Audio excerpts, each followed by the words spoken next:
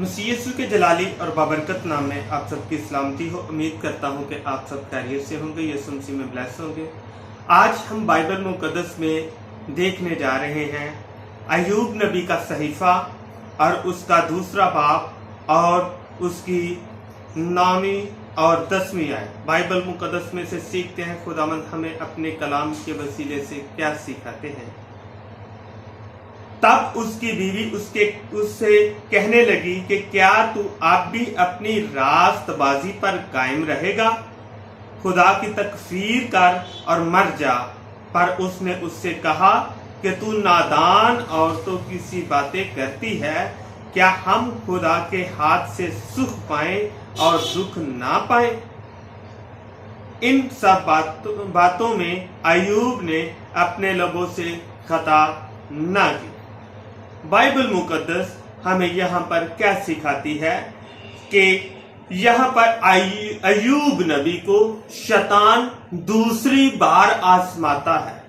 यहाँ पर शैतान अय्यूब नबी को दूसरी बार आजमाता है। किस तरीके से, किस वसीले से, किसके जरिए से?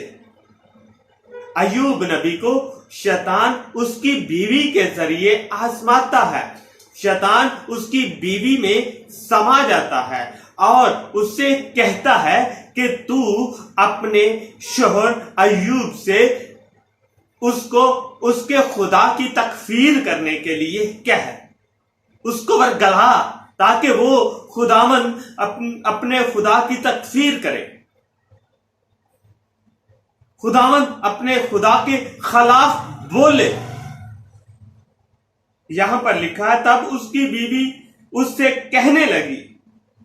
उसकी बीवी उसके पास आती है जब वो आजमाइश में से गुजर रहा होता है। उसके पास आती है और कहती है अब भी तू अपनी रास्तबाजी पर कायम रहेगा? क्या अब भी, इस वक्त भी जब तेरे खुदा ने तुझसे सब कुछ छीन लिया, फिर भी तू उसकी रास्तबाजी पर कायम रहेगा? फिर भी तू उसी पर इत्मीनान, भरोसा, यकीन रखेगा? फिर अब भी तू उसी की परस्तिश करेगा?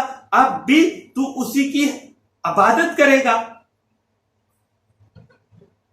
खुदा की तकफीर कर और मर जा। यहां पर किस तरीके से शैतान इब्लीस जो है वो उसकी बीवी में समा जाता है और उससे कहता है कि तू उससे कह कि खुदावंद अपने खुदा की तकफीर कर और मर जा।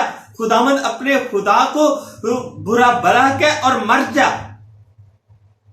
पर फिर भी इस हालत में, इस सूरत में भी अय्यूब नबी अपने खुदा में कायम रहता है और अपने खुदा के साथ रास्तबाजी से ही चलता है। आगे अगली आयत में खुदावन का बंदा अय्यूब अपनी बीवी को क्या जवाब देता है? वो जवाब देता है पर उसने उससे कहा कि तू नादान औरतों की सी बातें करती है। खुदावन का बंदा अय्यूब अपनी बीवी से जिसमें शैतान समा चुका है उसको वरगलाने के लिए उसमें समाया हुआ है कि वो खुदावंद अपने खुदा की तकफीर करे। उसको खुदावंद का बंदा अय्यूब जवाब देता है कि ऐ नादान औरतों की सी तू बातें करती है, कि तू नादान औरतों सी बातें क्यों कर रही है? क्या हम खुदा के हाथ से सुख पाए और दुख ना पाए?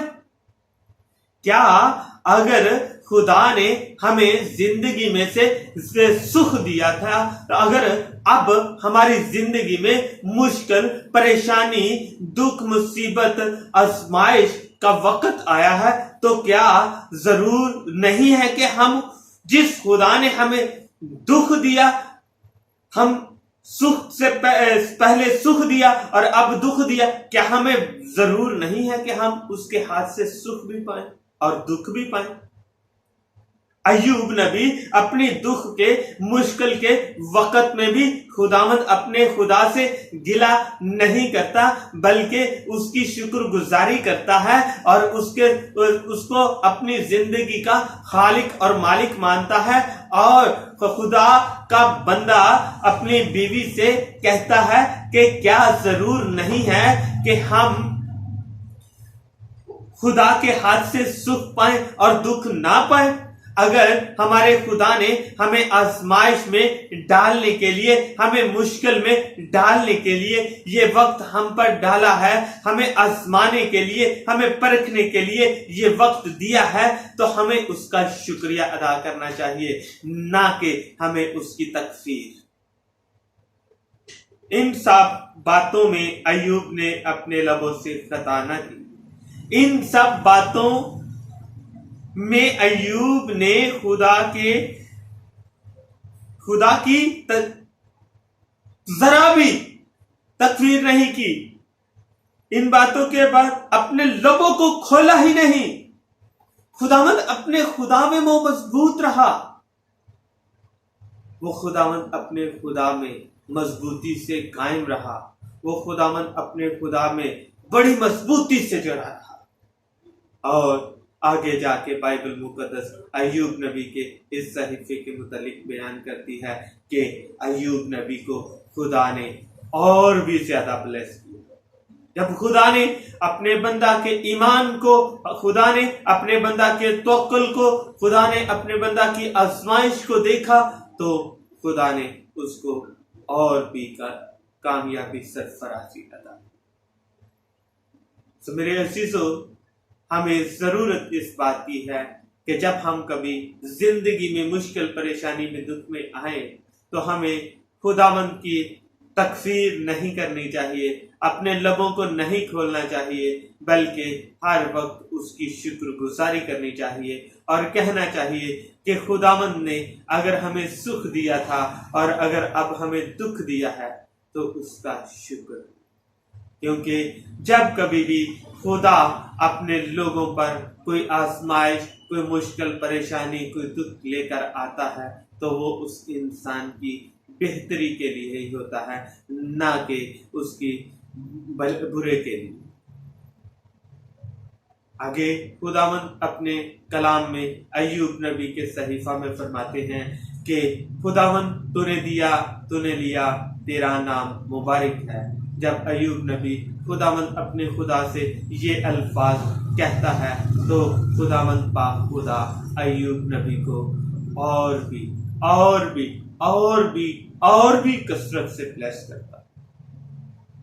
तो मेरे अजीजों, हमें जरूरत इस बात की है कि हम खुदावंद अपने खुदा में मजबूत रहें, खुदावंद अपने खुदा को अपनी जिंदगी में प्योरिटी पर रखें, खुदावंद अपने खुदा को अपने जिंदगी का खास हिस्सा माने।